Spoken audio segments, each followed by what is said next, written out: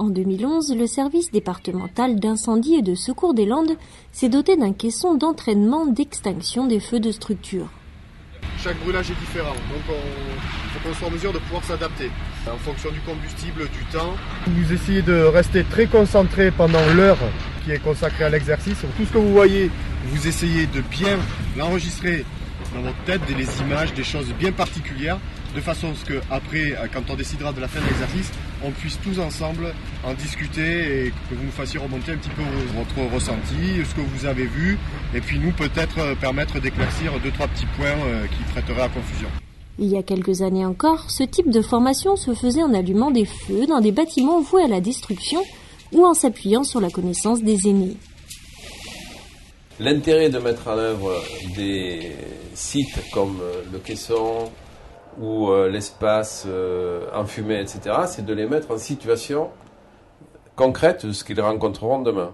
Le caisson, par exemple, présente l'intérêt de pouvoir se mettre en situation d'élévation de température, de fumée chaude, fumée froide, et donc on confronte l'agent à ce qu'il va rencontrer en situation réelle sur un feu de maison ou un feu d'appartement. Et on voit à travers l'actualité récente dans les Hautes-Alpes, où même un feu a priori bénin a entraîné malheureusement la mort de 2 agents. Donc il faut vraiment entraîner nos personnels à ce qu'ils soient confrontés à toutes les difficultés que l'on peut rencontrer dans un feu d'espace clos. Chaque année, les sapeurs-pompiers, qui sont répartis dans les 60 postes de secours présents sur tout le département, interviennent à plus de 1000 reprises sur des feux de structure. Des accidents avec des victimes, des blessés, nous on n'en a pas eu fort heureusement à déplorer dans le département. Par contre, pour tous les sapeurs-pompiers qui ont fait des feux de structure, ils se sont tous retrouvés confrontés à ce type d'événements plus ou moins violents, mais on en fait tous l'expérience.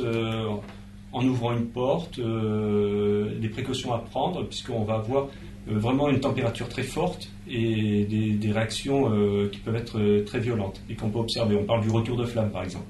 Donc ça ne se traduit pas à chaque fois par une explosion mortelle, mais c'est un risque qu'il faut prendre en considération. Ces exercices prennent place dans le cadre de la formation initiale de toute nouvelle recrue. Elles y apprennent à intervenir en sécurité et de manière rapide et efficace afin éventuellement de porter secours à des personnes prisonnières des flammes. Ceux qui viennent d'intégrer l'entrée, qui font la formation initiale, ça leur permet de subir le rayonnement aussi du feu et puis de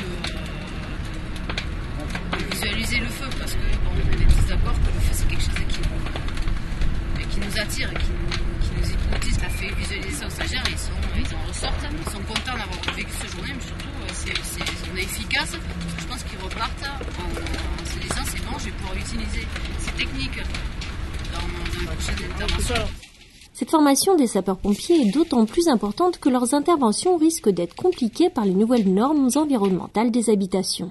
Donc en 2015, les maisons devront être BBC, basse consommation. On va avoir des maisons qui vont être hyper isolées, hyper calfeutrées. Donc on va avoir certainement des développements, si on a un départ de feu dans ce type de maison-là, des développements de phénomènes thermiques bien particuliers.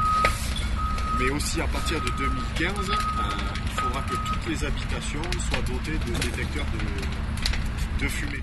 Ces détecteurs, dont la fonction principale est de réveiller les habitants en cas de fumée, pour ne pas qu'ils meurent asphyxiés dans leur sommeil, doivent être placés de préférence à chaque étage et à proximité des chambres. En cas de feu naissant, si vous ne pouvez pas l'éteindre avec un seau d'eau, une couverture ou un extincteur, appelez le 18. Les appels 18, les gens qui nous appellent pour dire on a le feu à la maison, déjà, les premiers gestes, on leur donne au téléphone, on leur dit ce qu'il faut faire. On va leur dire, bien sûr, de quitter à la maison.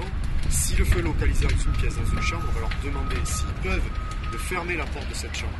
Voilà. Afin de quoi ? D'éviter la progression et que des fumées et que les fumées n'envahissent toute la maison. De ce fait qu'on ait une évolution du sinistre à toute la maison. Donc on va leur demander de fermer cette pièce et de quitter la maison. Après, s'ils peuvent couper l'électricité, s'ils sont en possibilité de le faire, ils le font.